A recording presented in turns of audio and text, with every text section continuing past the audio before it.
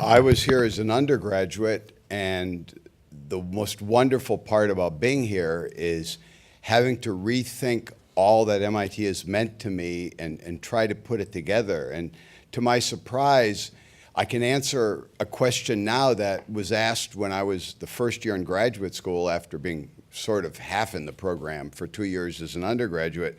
In my first seminar, Dan Lerner said, the chairman at Yale of the department called me. They have a terrible problem. Why do the women stay in the program at MIT and leave after a year or a semester at Yale?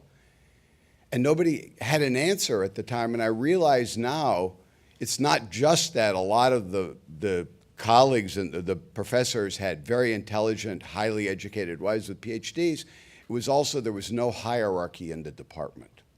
Absolutely no hierarchy. And so at the very beginning, the women who maybe don't count as the 50 years because they were just getting their degrees in the pipeline before it became number 17 instead of 14 included Kathy Kelleher, an ambassador to NATO. Francine Rabinowitz offered 2 different assistant secretary positions in the cabinet, and then Rabinowitz Associates and a chair here and a chair at USC, Enid Shuttle at the Ford Foundation. There were always a lot of women here, and there was the openness. I can describe it best when I was working as a programmer as an undergraduate or in graduate school.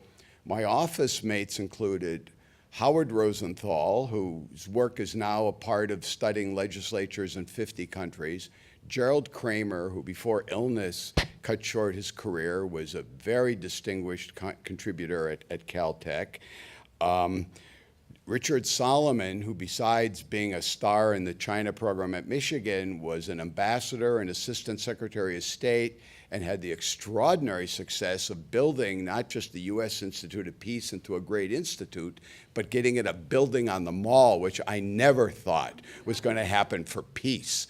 I mean, the idea that peace deserves a place on the Mall, you have to give Richard Solomon the credit. And there was never a divide here between ideas that affected policy and ideas that affected research. And if I can tell one off-the-record story, I mean, it's not off the record, but sophomore year when we read in the undergraduate humanities sequence the stages of economic growth after reading Tawney, Walt Rostow came in to address the class, and he said, men, the world is up for grabs. The third world is the battleground, and it's ideas, not weapons, that are going to make the difference. Now hit those books. And it says something about the slight difference between the anti-war era and earlier, that when I was going to get drafted, I chose to go to Vietnam and do field research rather than be a bureaucrat in the Pentagon, which led to my first early work. And when it was time when I was here and it was time for graduate school, the only university that had all the things I was doing as an undergraduate already at MIT was Stanford. But to get it done at Stanford required a special degree between 3 departments. And the chairman of the psychology department, who knew the people here, Eleanor McAbee, said to me, you know, frankly, you'd be crazy to leave MIT, what you're doing already and the people that are there. And when I think about who was in the department, before then, they always had visitors. Clifford Geertz was here for a while to help them understand anthropology. Eric Erickson was here. And if you're going to write a real history to the department, you'd have to have a chapter on Eric Erickson's red psychoanalyst couch. The leather couch was the biggest trophy in the department.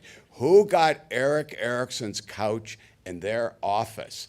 And I think the final arrangement was the chairman who does the paperwork gets Eric Erickson's couch for their office. And if you wanted to learn psychology, Roger Brown was here, and I didn't realize he was writing his textbook, but when you took his graduate course in psychology as an undergraduate, because you could take any course at MIT you wanted, either you passed or you didn't. It was your problem, not phony requirements. And so you realized only later that he was giving you every week a chapter of this path-breaking textbook, and you sort of absorbed it like osmosis. And in the department, there was Everett Hagen, an economist, to teach about development. There was Harold Isaacs, whose work on identity and scratches on our mind, I realize, has continuity to this day with all the work. The New World of American Negroes, when they visited Africa and didn't quite understand how to reconcile the differences. The work on Asia. The first edition of his book on China, by the way, had a foreword by Trotsky, which he took out later in the later editions when his politics changed. There were a lot. All the department was actually for former Trotskyites in many ways. And at the time, two of the major events in the department and in the world was, one, Daniel Lerner's The Grocer and the Chief, which was in 50 languages, and the book of my mentor and like a father figure, Ithiel Poole and Gene and Adam, I'm happy is here, the first Woodrow Wilson Award in the department, American Business and Public Policy. And I realized they formed my world because both books are about agency and how do people decide what their world is and what they can do to navigate it. It is what is now cognitive psychology mixed with decision theory in the days before anybody had names for it. How do we decide what our self-interest is? How do we decide what we can think about and not think about? And it was all there when I realized, when I do a book like The Rational Peasant, how do peasants make out their world and figure out what rules work for people with their limited ability, but they do things over and over, so you can have collective goods without giving a leader all the power to take advantage of you. And the reasoning voter, how do voters make sense of all the nonsense around them? Or the candidate, how does a candidate figure out his world when he's a startup company, a CEO, and a royal family at the same time, and you have to decide it. And everything about the openness, Carl Deutsch once said there were two models for seminars in graduate schools. He said, one is like a chess competition, the other is like a math class. In math classes, you write something on the board and you say, no, that's no good, and you erase it and you try something else. And somebody says, no, try this. So there's absolutely, the only thing that matters is not having something to try to see if it's right or wrong. Whereas at some universities, and he meant one on Mass Ave, it's more like a chess game. Nobody dares say anything in case it's wrong and they've made the wrong moves. So everybody has constipated seminars, and you have to, remember, Carl Deutsch is the man who used to ski here when there was a snowstorm to get into class, and whose mother was the first woman member of parliament in one of the social democratic governments in East Europe. And there was a very different vibe about getting involved in the world, and the idea that you wouldn't be involved. I mean, why would you be a professor if you didn't want to be involved?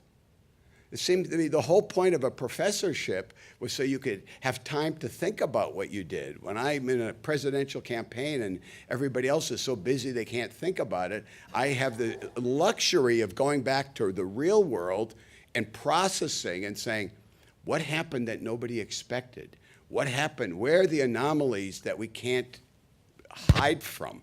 And that's, to me, the heart of everything that makes MIT open, the lack of hierarchy and the lack of boundaries between disciplines that I revere to this day from the university. Thank you.